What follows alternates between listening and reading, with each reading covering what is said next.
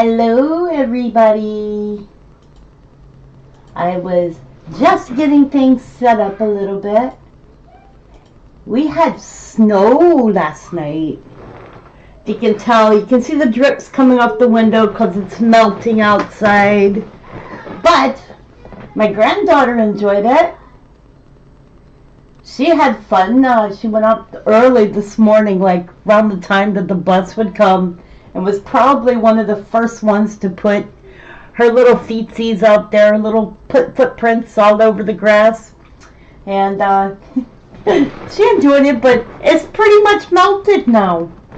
I kind of hoped it would stay around a little bit, but the only bad thing is that tonight when it gets dark, everything that has melted today, because the roads are still wet, will be ice. So we'll have ice tonight. Temperature got down to 8 degrees, which was really pretty cold, but managed to keep it nice and warm in the house. And really didn't see too many cars driving out on it. Did have a report of some woman hit a fence, lost her bumper, but that was the only report that I could find so far of accidents. So I guess a lot of people heeded the warning and stayed home. There was about 1.5 inches of snow. So it wasn't quite 2 inches, but they had forecasted between 1 and 3. So we did get 2 inches. Or almost 2 inches. Can't say 2 inches. And yeah. So I figured I'd go live and say hi to you guys. I did a video last night. During my live streams, I tend to do updates. Now, they're sporadic. They're not just all put together mishmash. I like to make sure I know what I'm talking about.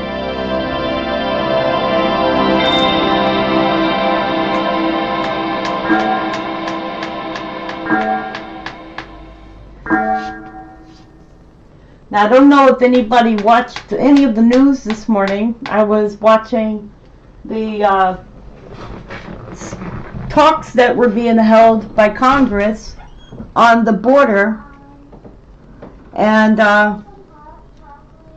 what they were basically comparing Biden to Trump, which is apples and oranges, because the fact is there were orders that have been given, executive orders, and they need to start going about how to best implement those orders. So it seems to me that that Democrats want to throw out Trump's new orders and have their cake and eat it too. And I just don't think that's going to happen. Go. I think that is a bad idea. Oops.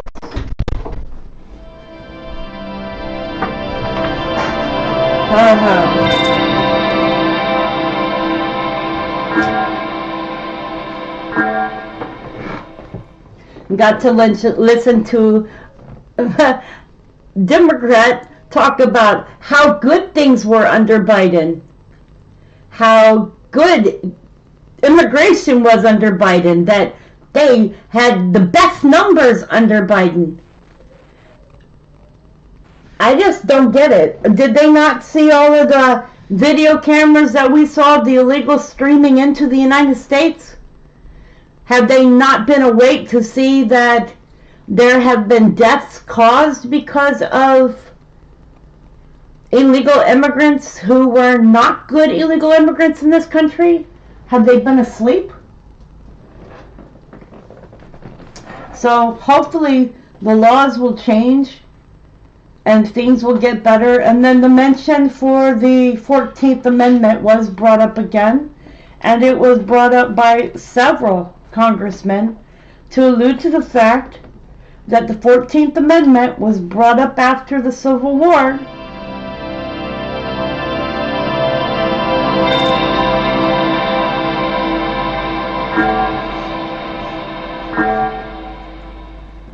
And it was based on And this is something, if you read the 14th Amendment, you'll find out it was based on African Americans, ex-slaves. It was not supposed to go forward from there to give a blank check to anybody entering this country to be able to have a child and claim citizenship. In most countries, that isn't something that happens. But there are 18 countries in the world who do birthright citizenship.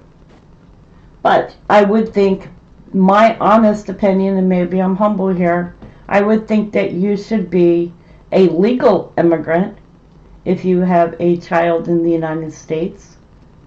And also they're going to work on making sure that immigrants who come to the United States are self-supportive. Because as we all know, the government was busy giving the money away to the immigrants.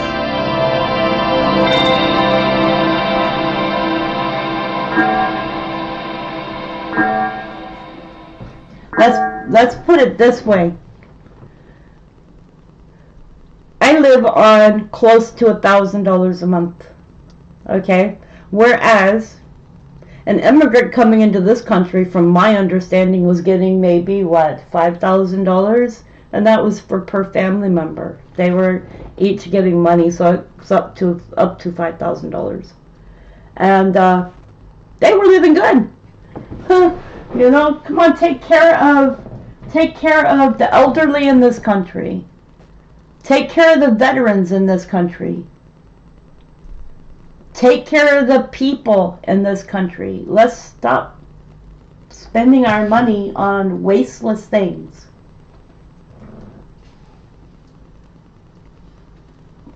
Anyway, that's my opinion. I think it's time to get America back to being America and America first.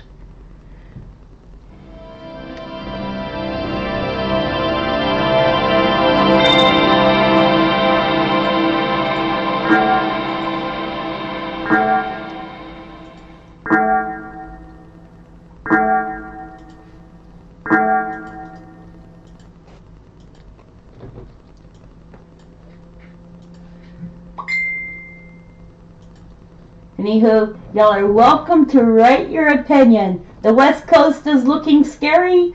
The West Coast is getting quite a few earthquakes. Oh yeah, in Louisiana, roads are shut down through Louisiana for ice. So they had an ice storm. Florida had an ice storm. Florida had record ice, or record snowstorm.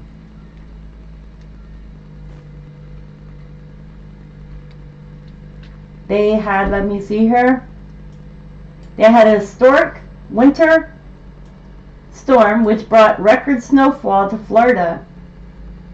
They got 8.8 inches of snow in the city of Milton in the Panhandle.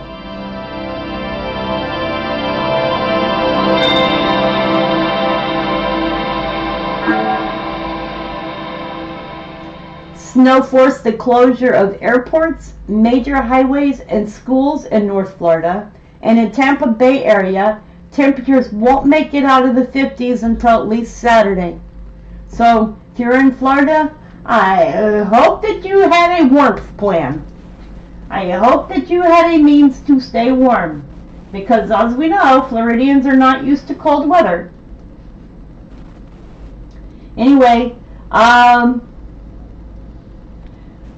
according to the National Weather Service, Milton, which is in the Panhandle of northeast Pensacola, received 8 inches of snow, and that's more than double the previous state record of 4 inches, also in Milton in 1954. So that's double. Pensacola received 5 inches of snow. And then if we go over the cities, Rain received 10.5 inches, Lafayette received 8 inches, Mobile received 6.5.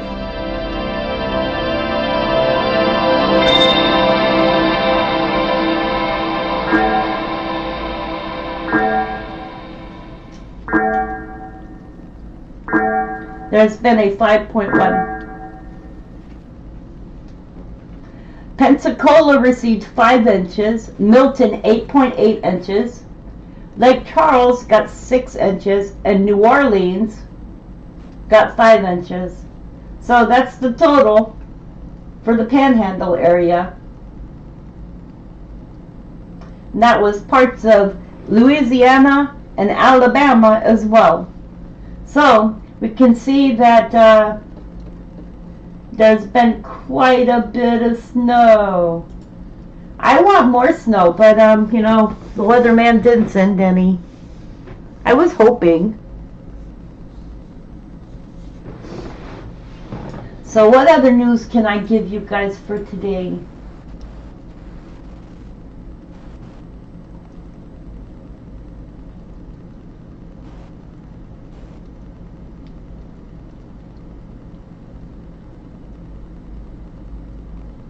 Elon Musk isn't very happy with the Stargate deal.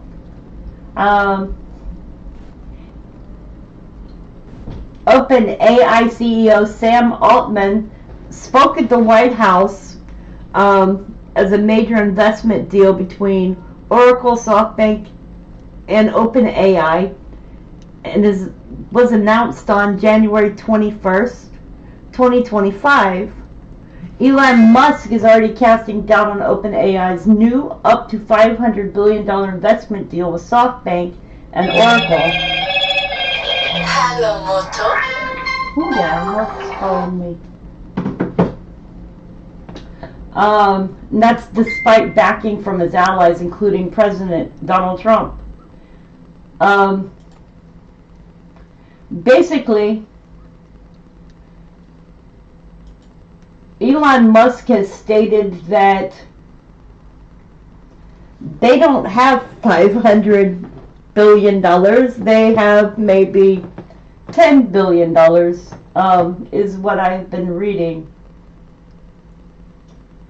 They don't actually have the money, the Tesla CEO and close Trump ally said shortly before midnight on Tuesday in a post on social media X. SoftBank has well under $10 billion secured, and I have that on good authority, Musk added just before 1 a.m. Eastern Time. So, yeah. So let's see what happens with this OpenAI. I'm a bit curious about it, but also at the same time, I'm a bit nervous about it.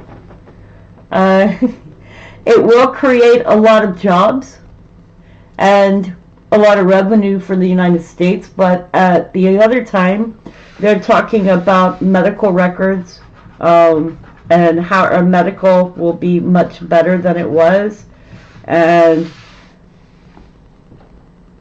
how we'll have better treatments and cures for cancer, and all of those good prospects. But at the same time, I'm thinking about invasion of privacy. So that's been on my mind as well.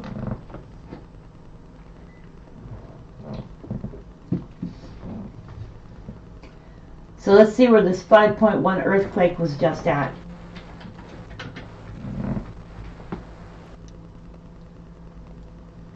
The 5.1 was the southeast Indian Ridge. So let's see, how many 5s have we had today? Today is the 22nd, and there has been 2 5.0 earthquakes. One was in the Loyalty Islands, and the other was the southeast Indian Ridge. One was a 5.0, one was a 5.1. Both were 10 kilometers deep. Now, somebody was looking for a 6.0 in Japan, but I don't see one. So I can show you this. These are the 5s for today. So if we're looking, there's been a 5.1 Southeast Indian Ridge and a 5.0 Loyalty Islands. This was the 5.0 which occurred in Turkey yesterday. It was a 5.5 and it was downgraded.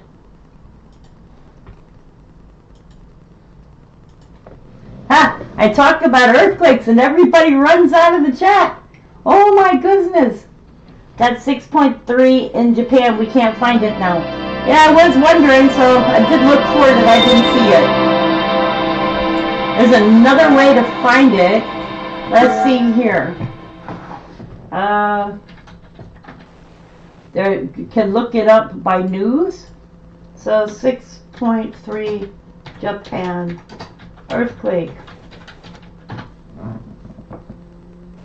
Guess what I'm finding on Volcano Discovery? Significant magnitude 6.3 earthquake, 54 kilometers northwest of Mabashi, Japan. So it is showing that there was one here. Maybe it's not posted yet, because even USGS has one here, I believe. No, that's not today. So that was the news that I can find on it. Let's see. These are all in April, so I don't see anything else. So seems that only Volcano Discovery is even mentioning it. Let's look under seismic data. See if we can find anything under seismic data. When I'm looking here on seismic data, we do see a Japan earthquake. So let's see here, right here. 6.3, 5.0, 5.0, 4.8, 5.0, 5.0, 4.7. And then it shows there was an aftershock. So I believe that that is possible, and maybe it was not posted yet. So copying a screenshot of that for my own purposes, because it is listed. Let's go back to latest earthquakes and check under Mag 4s, and we see that an hour ago there was a 4.8 Eastern Honshu, Japan. So it is possible, because this one is listed, that there was an earthquake, and maybe they did not post the 6.3, but only posted a smaller sized earthquake.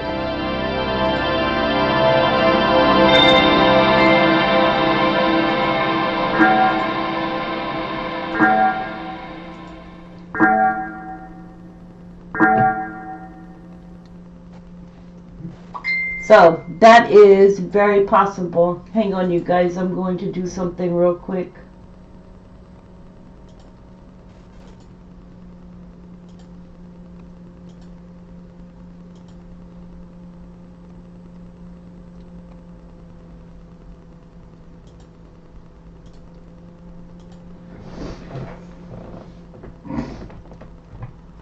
Okay, so anyways, that was an update for the 6.3 that a lot of people are looking for that they cannot find. It has been listed as a 4.9. So there was just a 4.6. Believe that is in Fiji.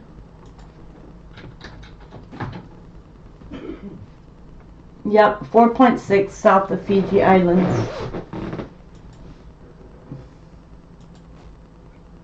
Alright, you guys, since there is nobody watching, I am going to let this live stream just run. And I will be here until there's people in the chat room.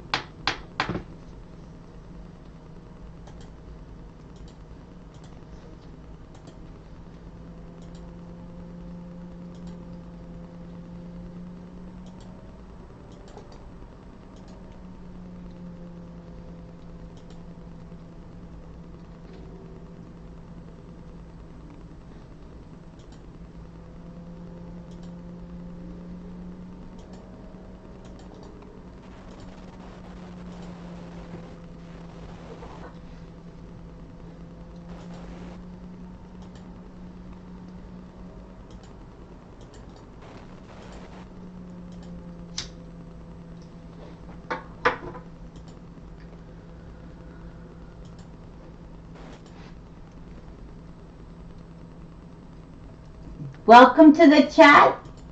If you scroll back on the live stream, you will see that I was talking for a little bit. Hey Richard, how are you doing? Nice to see you here from Nova Scotia. Want to see my snow? You might have seen my snow. I don't know if you saw my snow. I'll show y'all a cute picture of my daughter, my granddaughter, out playing in the snow. She was enjoying herself this morning. Let me see if I saved them.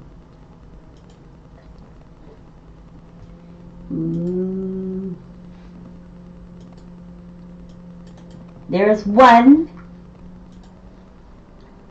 Her out there having fun making snow prints.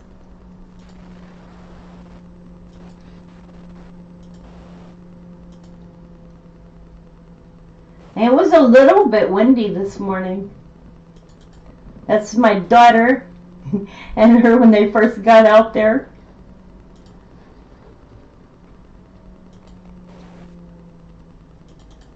There's another one. So they were out enjoying the snow this morning.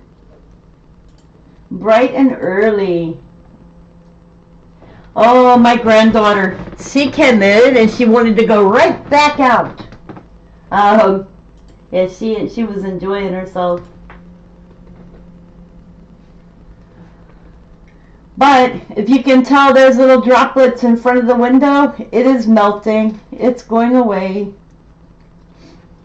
I still have a little bit of snow on my car, but not much. It's mostly on the hood.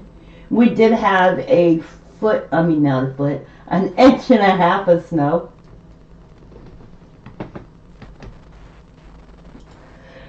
So, are you people in areas that you had snow, and how much snow did you get?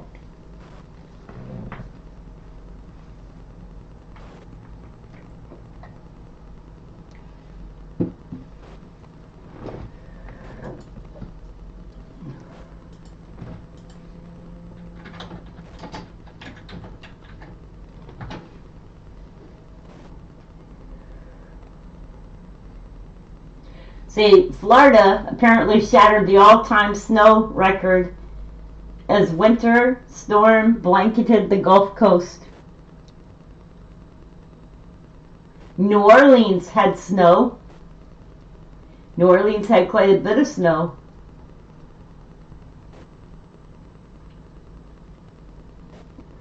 So let's see what my weather is going to be like for the next few days. It's 30 degrees now.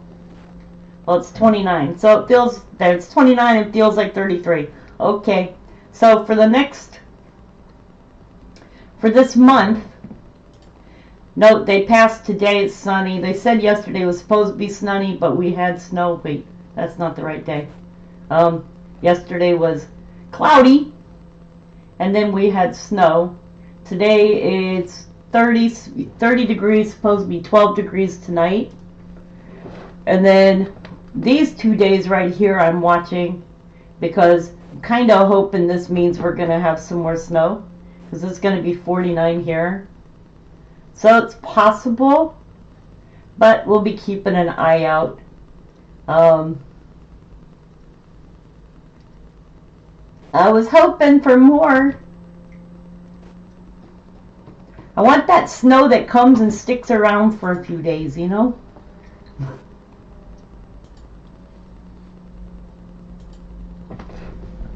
Like Richard's got. Richard's got snow that lasts.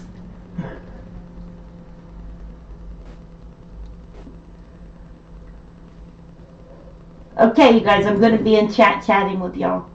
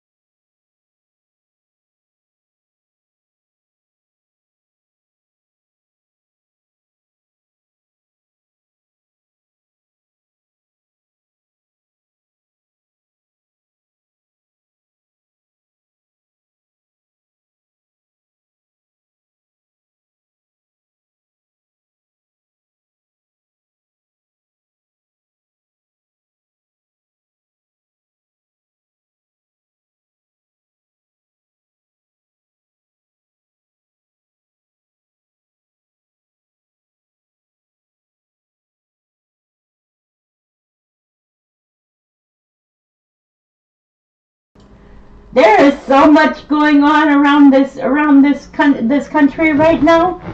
It's crazy. You got a choice. You can watch the illegal immigrants headed back to the points of entry to leave, or you can watch Congress discussing women's reproductive rights, or you can watch Congress talking about illegal immigrants, which I did, or there's just so much you can watch. Seriously, there is so much news going on.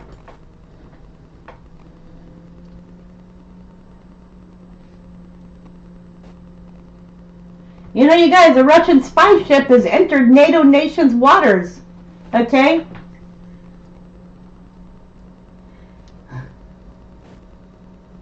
SpaceX Starship is going to launch to Mars in an awe-inspiring new animation. Well, that's cool. There's going to be a planetary alignment this week.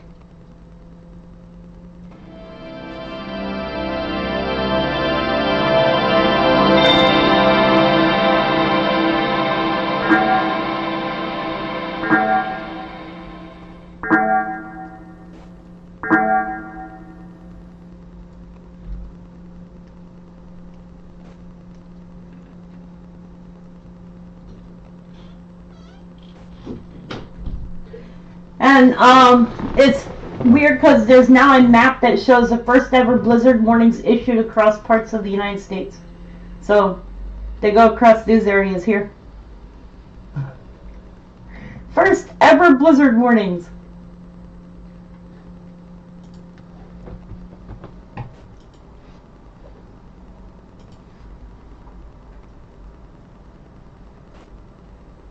Oh, and as of a week ago, geologists have discovered that India is splitting in two.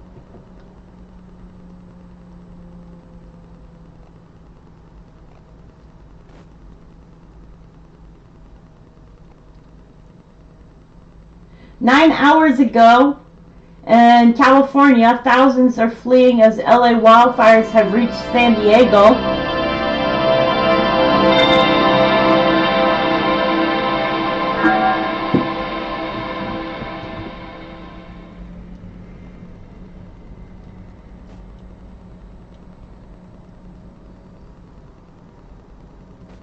A day ago, Sakurajima volcano exploded, sending ash clouds over the towns of Japan.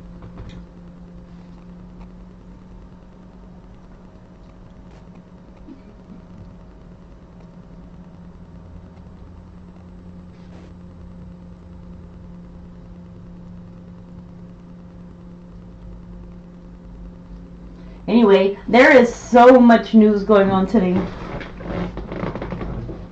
This is, I believe, going to be a very, very, very, very interesting year. Hopefully it means it'll be a good year. I mean, if Trump can get inflation down and get prices for everything lower, that would be such a good thing for the American people. Maybe he could even get rents lowered. That would be nice. I don't think it'll happen, but I think it would be nice.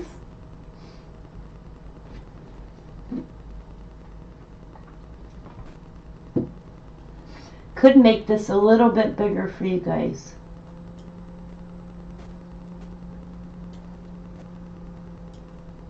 There. I give y'all a bigger ball. Give y'all a bigger ball y'all can play with.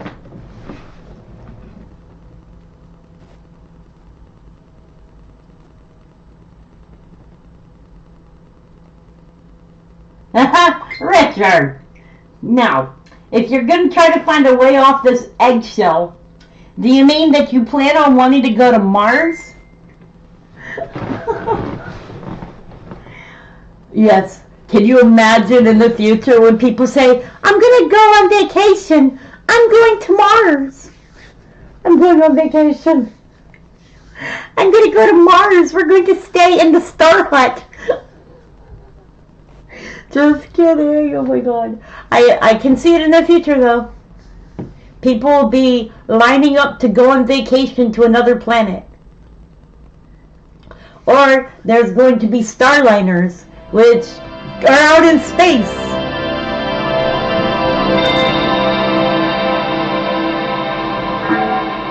Next stop, Hotel in the Stars.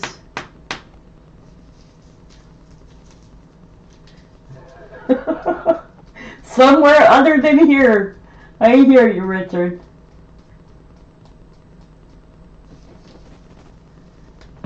Next stop, Venus.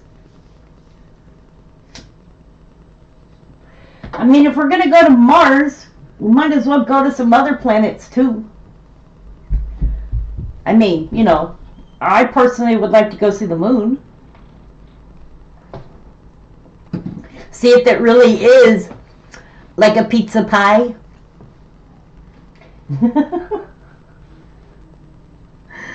Oh my God.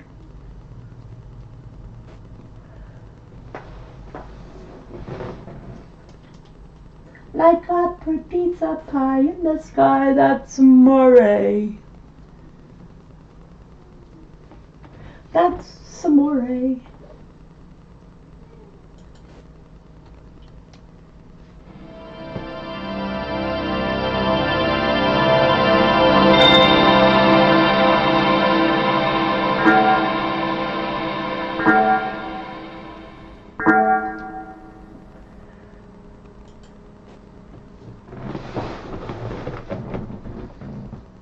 Okay, so I'm going to ask that when you enter the chat room that you please give me thumbs up. That helps my channel.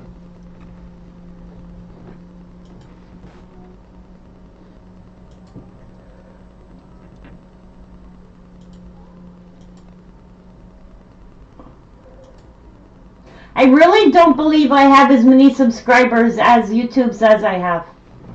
I don't believe it anymore. I mean, you know, I never see any of them. So I don't believe I have any. And I do a live stream and nobody shows up. So, you know, I just don't always feel like talking.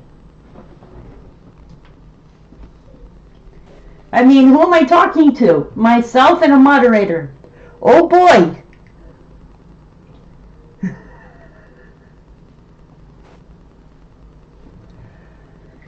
So, do we have an island for today? Let's see, do we have an island for today?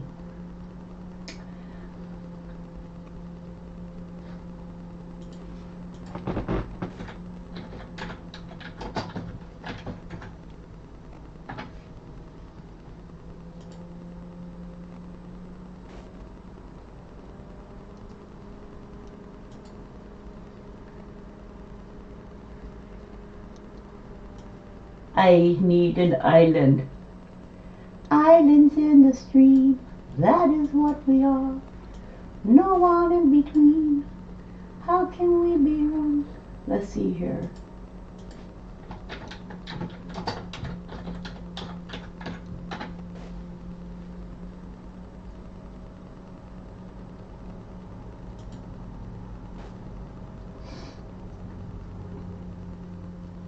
Well, it might not be so much of an island, but let's look at Cape Lookout. This is Cape Lookout.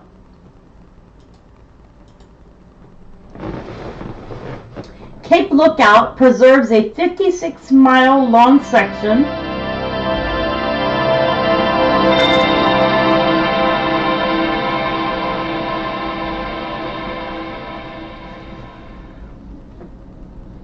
of the southern Outer Banks or Crystal Coast of North Carolina, United States, running from the Ocracoke Inlet on the northeast to the Beaufort Inlet on the southwest. 3 undeveloped barrier islands make up the seashore: North and South Core Banks and Shackelford Banks. These seashores include 2 historic villages on Core Banks: Shackelford's Wild Horses, and the Cape Lookout Lighthouse, which has a black and white diamond pattern. A visitor center for seashore is located on Harker's Island. Harker's Island.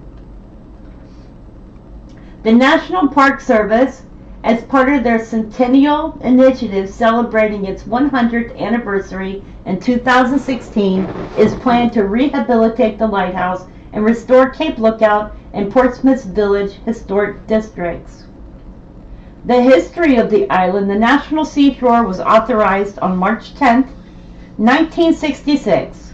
It was named a North Carolina Natural Heritage Area on May 23, 1986. The seashore was designated the Carolinian South Atlantic Biosphere Reserve on June 16, 1986. Near noon on September 9, 2007, Tropical Storm Gabriel made landfall at this exact point with winds of 60 miles per hour, or 97 kilometers per hour. Damage was light, but flooding and beach erosion affected this lookout. On August 27, 2011, Hurricane Irene made landfall near Cape Lookout as a Category 1 storm with 85 mile per hour sustained winds. Hurricane Arthur also made landfall near Cape Lookout as a Category 2 storm with 100 mile per hour sustained winds. The North Carolina Wild Horse Protection Act, if passed, would take wild horses from herds on the Cape Lookout National Seashore and introduce them to the herds in the Currituck National Wildlife Refuge in order to ensure genetic viability. Now, I've been to Cape Lookout, and it's one of the nicest places that you can go visit. And yes, you can see wild horses. According to the Triwartha Climate Classification System, Cape Lookout National Seashore, North Carolina, has a humid subtropical climate with hot and humid summers, cool winters, and year-round precipitation. CFAK climates are categorized by all months having an average mean temperature of more than 32 degrees Fahrenheit or 0.0 degrees Celsius. That's greater than. At least 8 months with an average mean temperature of more than 50 degrees Fahrenheit or more than 10 degrees Celsius. At least 1 month with an average mean temperature of more than 71.6 degrees Fahrenheit or more than 22 degrees Celsius. And no significant precipitation difference between the seasons. During the summer month in Cape Lookout National Seashore, a cooling afternoon sea breeze is present on most days, but episodes of extreme heat and humidity can occur with a heel index of greater than 100 degrees Fahrenheit or 38 degrees Celsius. Cape Lookout National Seashore is prone to hurricane strikes, particularly during the Atlantic hurricane season, which extends from June 1st through November 30th, sharply peaking from late August through September. During the winter months, episodes of cold and wind can occur with wind chill values of 10 degrees Fahrenheit or minus 12 degrees Celsius. The plant hardiness zone at Core Sound and Cape Lookout National Seashores is 8B with an average annual extreme minimum air temperature of 16.6 degrees Fahrenheit. The average national or seasonal December to March snowfall is less than 2 inches, and the average annual peak for nor'easter activity is in February. According to A.W. Couture, U.S. potential national vegetation types,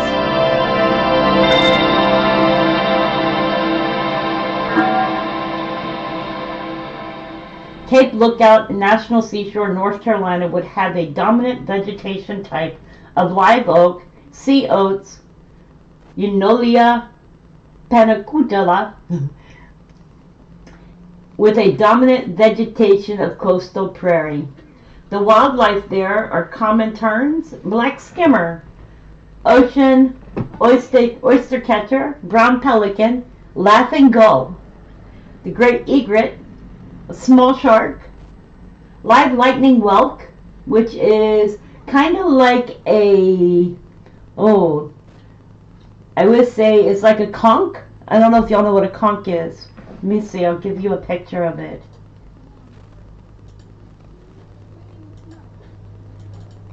This is what it looks like.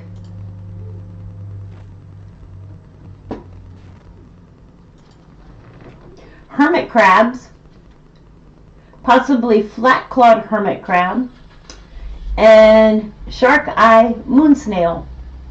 They also have the fiddler crab, Carolina anole, and banker horse on Shackleford Banks. So that is the history of Cape Lookout National Seashore. No, it is not an island, but we do have Harker's Island. So let's go view Harker's Island as well, since we are already up and looking. We will go to Harker's Island. Woo! I gotta get the thingy. Okay, there we go.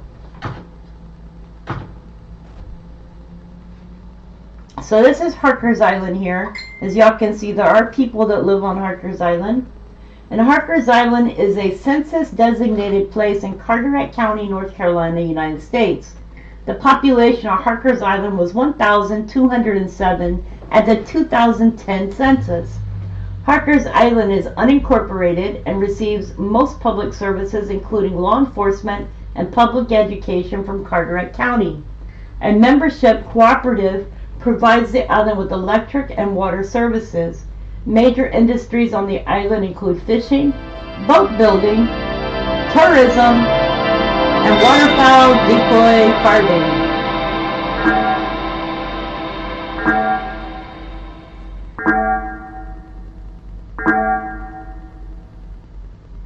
How many bells was that?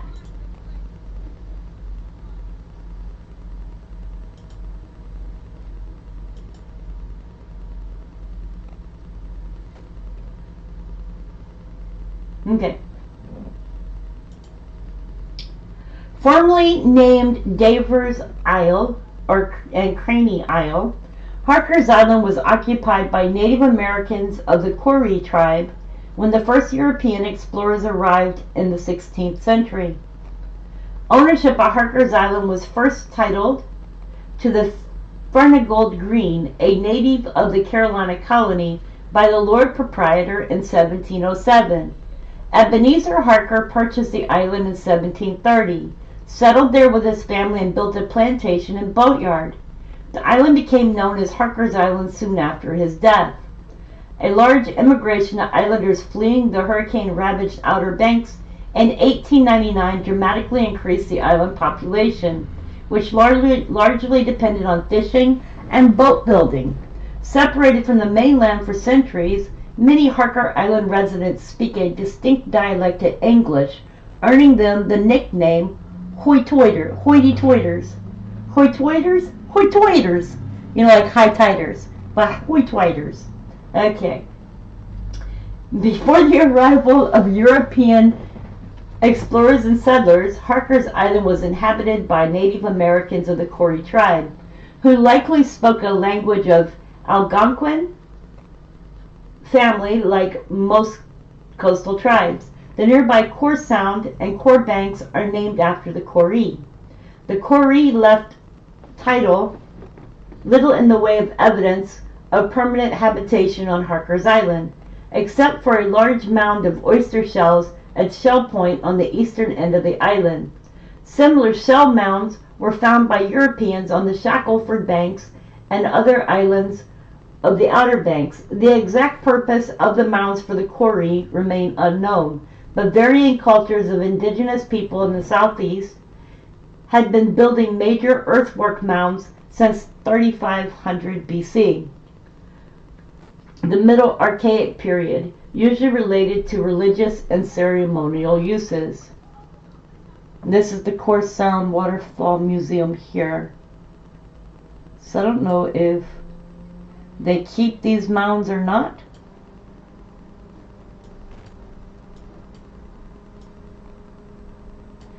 Harker's Point. Maybe they do. I don't know.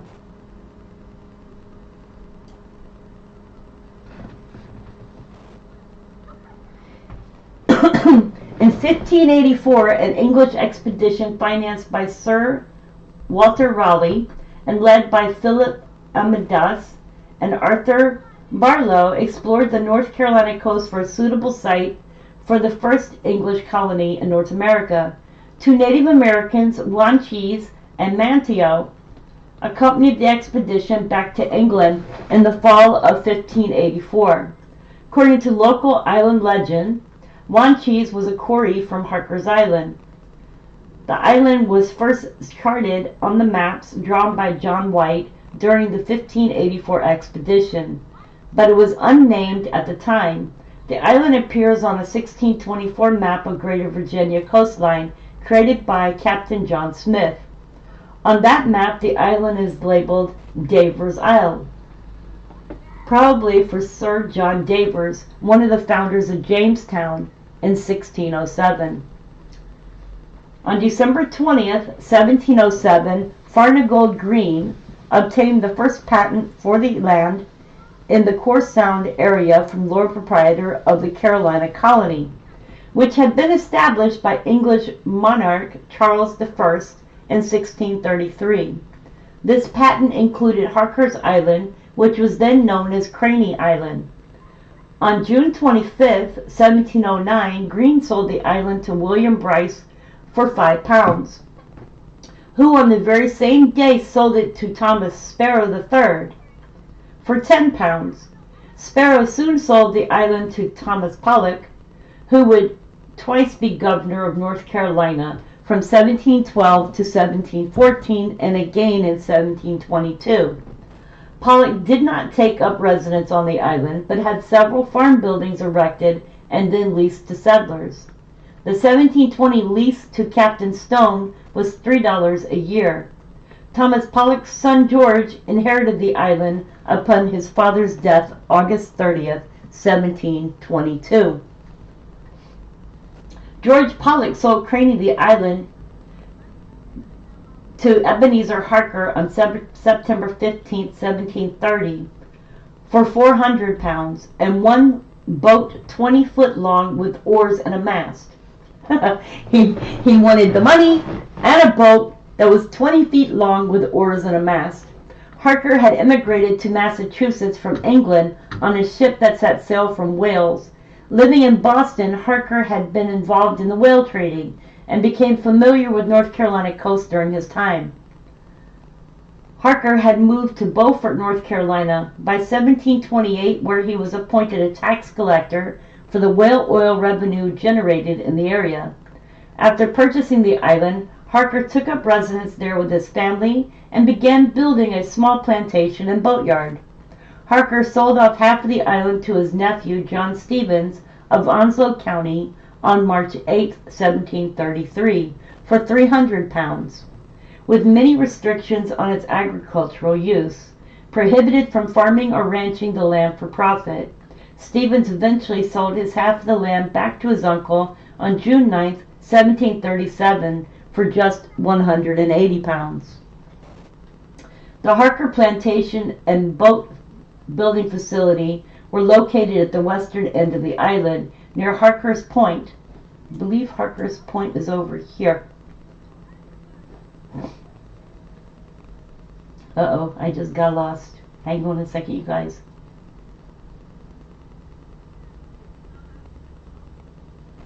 Uh-oh. Uh-oh. Okay. And grew to support an extended family with 3 sons, 2 daughters, and at least 9 African slaves. Ebenezer would be the last sole landowner of the island in 1752. He deeded approximately 10 acres, or 4 hectares, of the island to his daughter Hepzibah and her husband Nathan Yeomans as a wedding gift. On his death in 1762, his son Zachariah inherited the west third of the island, an adult slave woman named Violet, and a young female slave named Daisy. Another son, James, inherited the eastern third of the island, an adult slave woman named Haig, and a young male slave named Peter.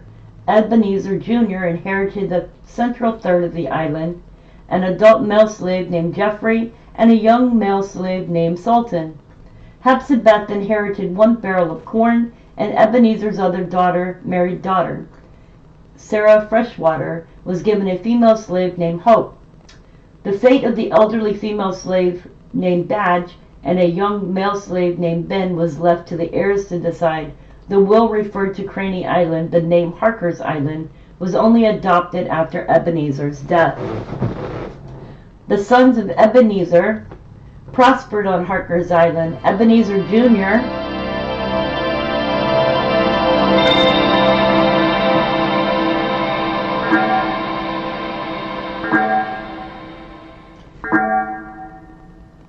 Ebenezer Jr. was elected sheriff of Carteret County in 1758. Zechariah Harker developed a salt works on the western third of Harker's Island in 1776.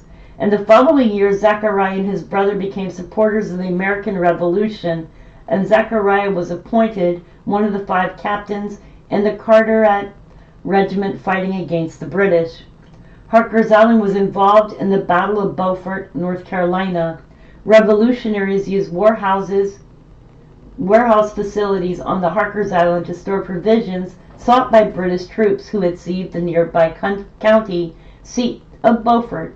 13 men guarding the stores on Harker's Island, probably led by Zechariah Harker, repulsed British troops in a brief battle on April 6, 1782. The first natural census of 1790 recorded 16 white residents and 13 slaves on Harker's Island. By 1800, the population had expanded to 26 white residents, 16 slaves, and 7 others, probably those of mixed race or freed slaves. Ebenezer Jr. James and Zechariah Harker died in 1803, 1814, and 1824, respectively. Harker's Island remained sparsely populated until the latter part of the 19th century. So let's get this back out here again. This is all Harker's Island right here. The island saw no direct military conflict in the American Civil War. However, Union warships anchored near the island to control access of Bogue Sound and Core Sound during the Battle of Fort Macon. The besieged Confederate garrison at Fort Macon surrendered on April 26, 1862. Harker's Island and the surrounding area remained under Union control for the duration of the war. The few, if any, descendants of Harker Island slaves still live on the island, likely left soon after emancipation. The vast majority of freed slaves in the coastal societies of Carteret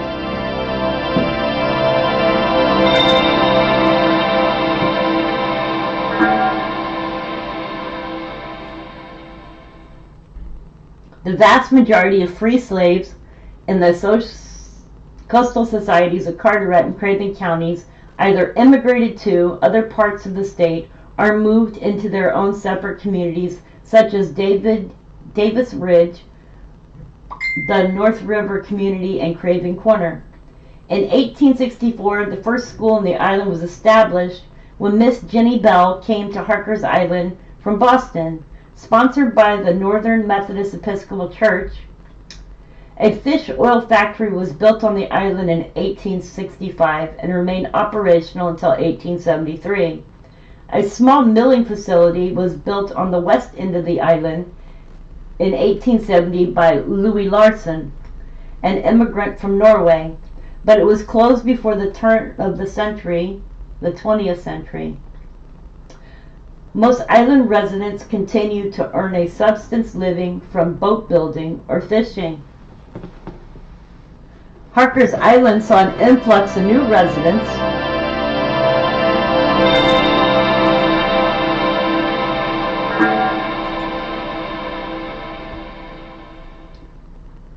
Harker's Island saw an influx of new residents after hurricanes in 1896 and 1899 devastated the communities established on the nearby Core Banks and Shackleford Banks.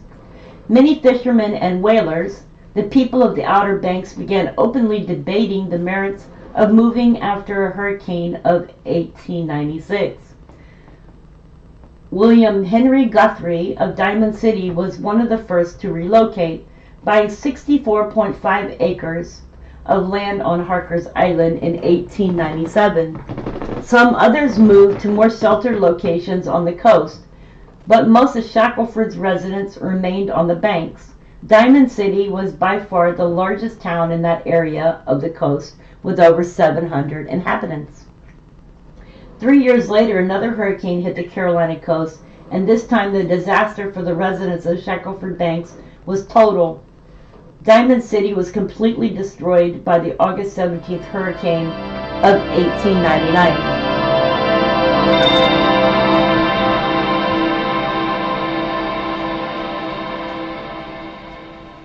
The storm ravaged the banks, protective sand dunes, washed away nearly all of the topsoil. Orchards and maritime forests on the banks soon began dying from the salt left behind from the storm surge. Homes were ripped from their foundations, shattered or submerged. Even graves in the local cemeteries were uprooted and disturbed. A botanist who visited the banks after the storm described the landscape as completely devastated. Many families used boats to move what was left of their houses, plank by plank, from the Outer Banks to Harker's Island, where they could rebuild. Some settled on Guthrie property, which he began to subdivide. Others purchased or leased land on the island anywhere they could. Some immigrated to Morehead City on the mainland, where they built new neighborhoods soon nicknamed the Promised Land. The last residents had left Diamond City by 1902. In the 5 years between 1895 and 1900,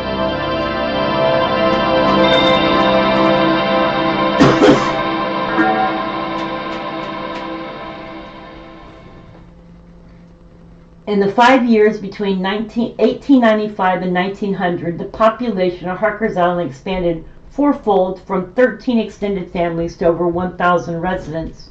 The island had gone from being one of the smallest communities in Carteret County to one of the largest.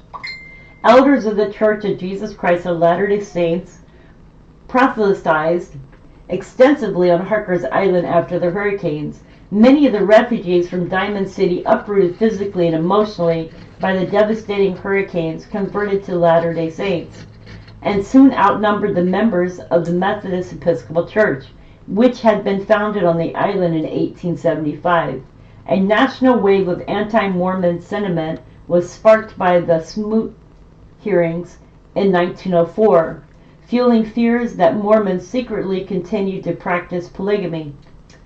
The relationship between the Mormons on Harker's Island and their neighbors deteriorated. Residents threw rocks and oyster shells through the windows of LDS meeting house and fired at least one gunshot into the building. In 1906, arsonists burned the meeting house to the ground. Organized Mormon religion services did not resume on Harker's Island until 1909.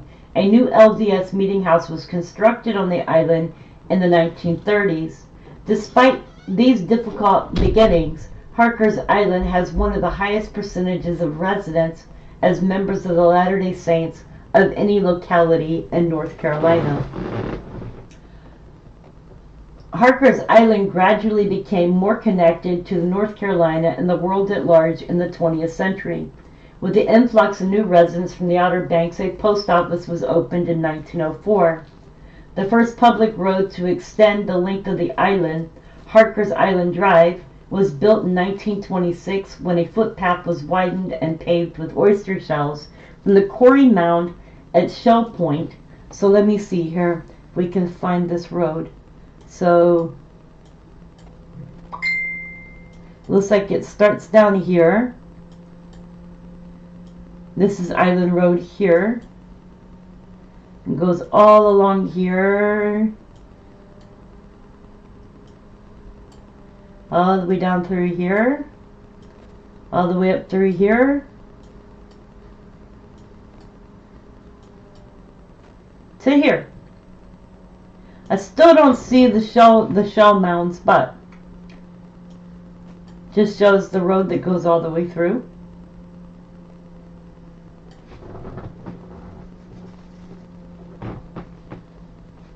The road was hard paved by the county in 1936. The road and the post office were connected to the mainland by a ferry service until the Earl C. Davis Memorial Bridge was built in 1941. And I believe this is the Memorial Bridge here.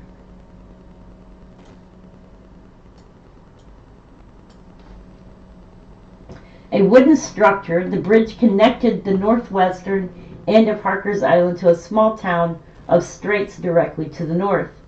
The location of the bridge was a matter of some local controversy at the time. Most islanders would have preferred a bridge to the west connecting the island directly to the city of Beaufort.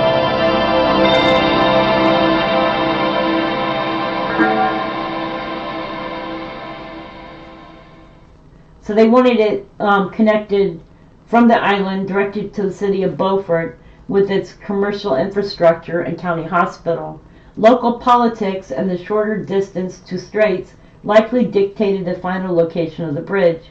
A local political effort to relocate the bridge during its renovation to a steel structure in 1966 also failed.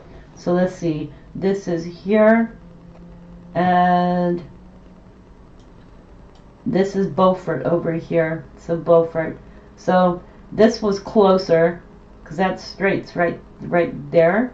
This is Straits. So this is the bridge here, and people had wanted it connected from here to here.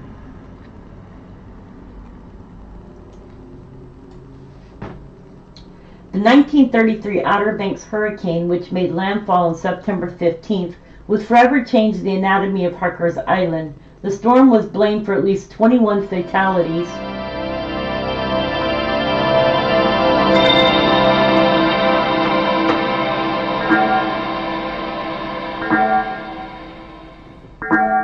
In North Carolina,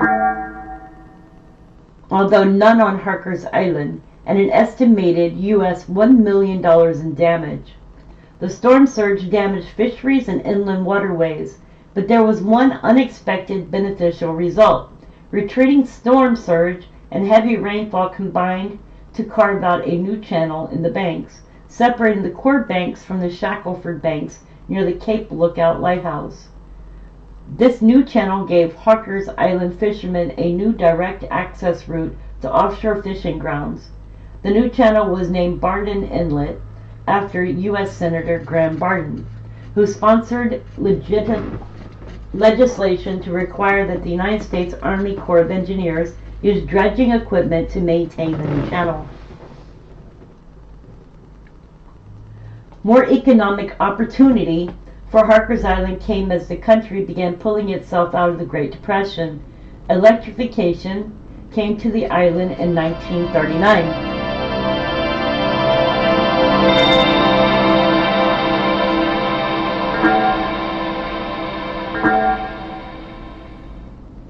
The Harker's Island Rural Electric Authority was the first electrical cooperative in the United States to supply power to members through its submarine cable system. In November of 1941, the construction of a new United States Marine Corps air station at Cherry Point, 30 miles to the northwest of Harker's Island, brought more wage-earning jobs to the local economy. When the United States entered World War II, Harker's Island was on the front lines. German submarines patrolled the North Carolina coast and sank merchant shipping traffic, especially oil tankers. Island residents could watch the tankers burning offshore at night. Further improvements in the island's utility services would have to wait until after the war. Telephone service finally arrived in 1948. The Shackelford banks played an important economic role for the people of Harker's Island throughout much of the 20th century. Islanders continued to use the banks for livestock grazing, including sheep, goats, cattle, and horses. Harker's Island fishermen first built seasonal camps and later cottages on the banks. A herd of wild horses on the Shackelford banks provided new colts every spring to those from Harker's Island who rounded them up. The islanders viewed the improvements of cottages, horse corrals, and campsites as an extension of their economic livelihood on Harker's Island. All that would change with the government determination to acquire the barrier island for public parkland. The state of North Carolina began purchasing land on the Core Banks and Shackelford Banks in 1959 with the intention of creating a state park. The federal government became interested a few years later and envisioned the Outer Banks of North Carolina being included in a string of national seashores stretching the length of the United States Atlantic coast. After negotiations between the state of North Carolina and the United States Department of Interior, the United States Congress passed a law authorizing the creation of Cape Lookout National Seashore, which was signed into law by President Lyndon Baines Johnson on March 10, 1966. Conversion of the banks to a national park brought much turmoil to Harker's Island. Many Harker's Island fishermen discovered that cottages and other improvements they had made on the banks were on land that would be condemned. Many land deeds and recording errors, some had been poorly surveyed, and natural changes to the seashore affected many claims. Few of the cottages that had been built were on land that the builders owned. Legal eviction and condemnation proceedings lasted into the 1980s. The creation of the park also ended the open grazing of livestock on the banks by December 31, 1985. A herd of wild horses allegedly descended from Spanish horses that swam to shore from shipwrecks in the 16th century was allowed to remain on the banks. In late December of that year, a series of arson fires destroyed most of the major structures on Shackelford Banks, including a recently constructed park visitor center. An inquiry by the Federal Bureau of Investigations failed to discover the arsonists. The creation of National Seashore marked the end of lifestyle practice by many Harker's Island residents. Fishing and boat building remain important components of the community's economy, but are increasingly augmented with tourism. Visitors arrive at Harker's Island seeking access to the National Seashore for sport fishing opportunities and to experience local cultural heritage of the islands.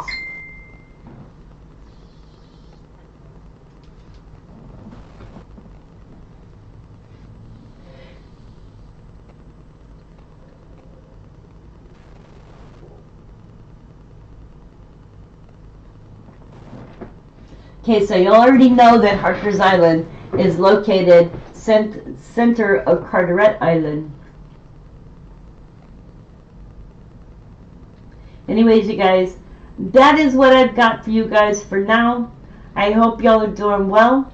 That was my update for Harker's Island. There is probably more that I could have talked about. However, it all seemed to be a restatement of what was already stated. So let's go take a look at what we can down here. Maybe we can get some views on this island. I wanted to see what was here, but I don't think I'll be able to see what's there. So let's go here. This is what Harker's Island looks like. There are houses out here.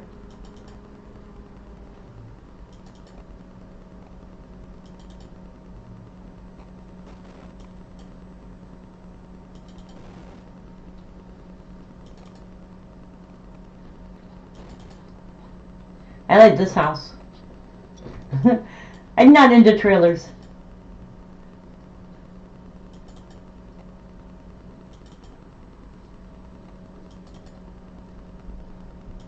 Look at that big house over there. That's a big one.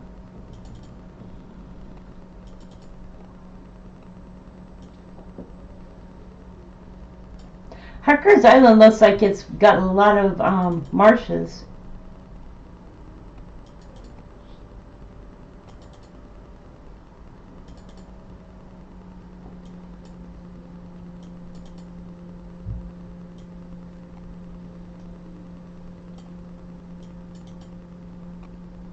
You can see that house from ways away.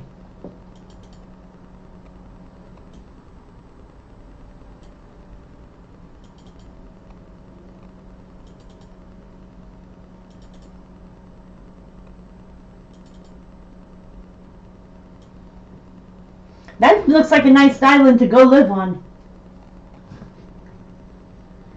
I'm gonna have to do some exploring and go visit some islands. Seaside Gallery.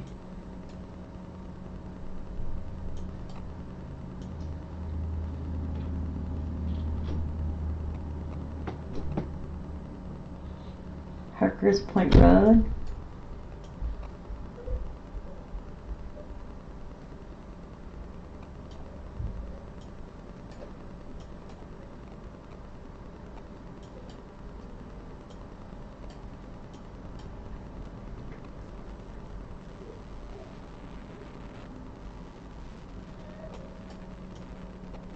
Cape Lookout RV Park.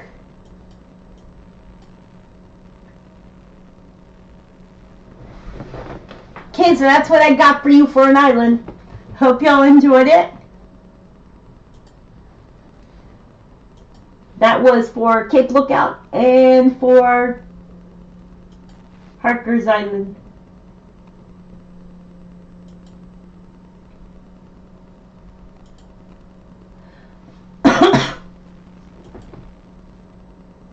Were y'all able to see it? Because it looked like on my end something froze, but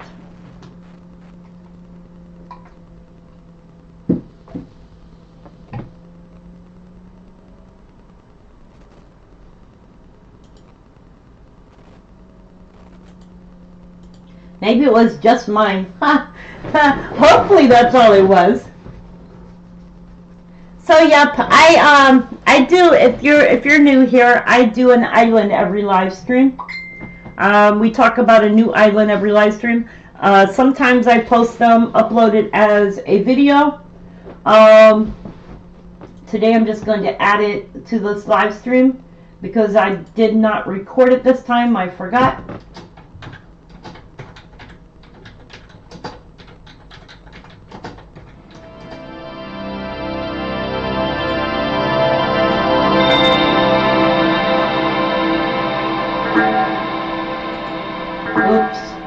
Put a question mark.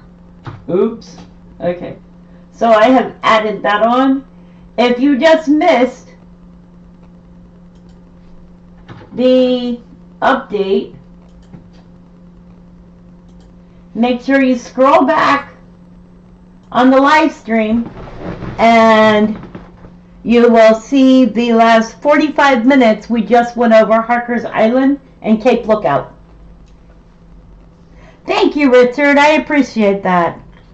You know, I love these little islands that are around the United States. There's a lot of history to the islands here in the United States, and a lot of them were back during the Civil Wars and the other wars. A lot of them were useful, and a lot of history about how these islands came to be and how they grew up and what they are now. I did not know before this that most of the Atlantic seashore is national parks. That is very interesting to know. I have been to some of these islands when I was little, but I don't remember them.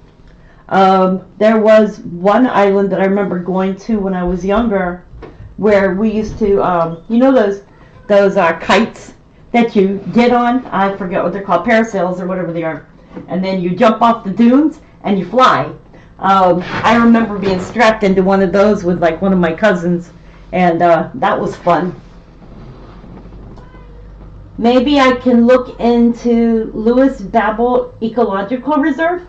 Okay, I will have to look that up and see what that is. Let me see here.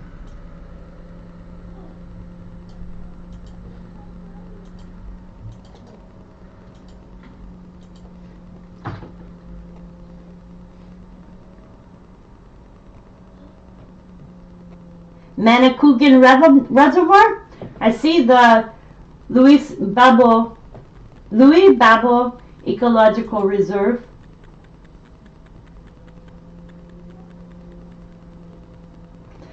Louis Babel Ecological Reserve is an ecological reserve on Rene Lavassieur Island in Quebec, Canada. It is named after a Canadian priest, Louis Babel, who was established on January 30th, 1991. So, yep, we can do that one. I will do that one in a video, just remind me. That one will be interesting. Oh yes, there are some areas where you will find islands inside of volcanoes. Now, not all of them are inhabited.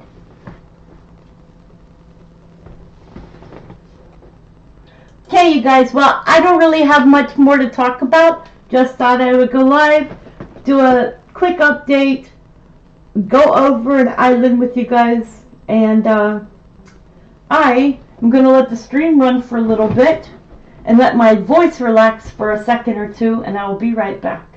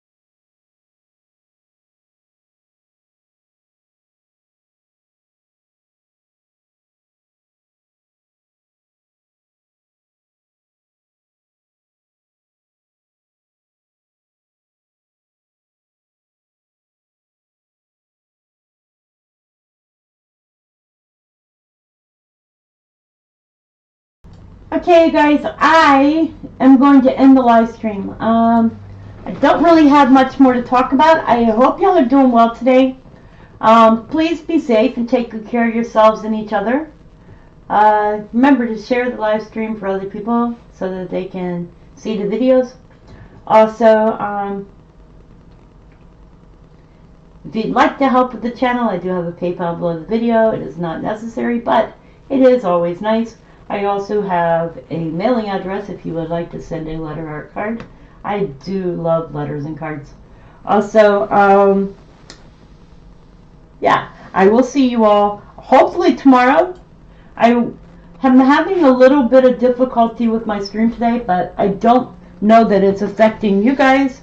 It is affecting my side, but it's probably because we've had a lot of snow here last night, and so I think it's just residual effect. Anyways, I will look for a good geological island to talk about tomorrow, and I'm going to start turning off the Earthquake 3D when I do go over islands so that we don't have the bell ringing. So, yeah, I think that would be a good idea. Alright, you guys, I love you. Richard, thank you for being here today. George, thank you for being here today. Everybody else who watched the live video today, thank you for being here today. Anyways, you guys, remember to take good care of yourselves and each other. Remember, tomorrow is never promised. So make each day an adventure. Much love and God bless.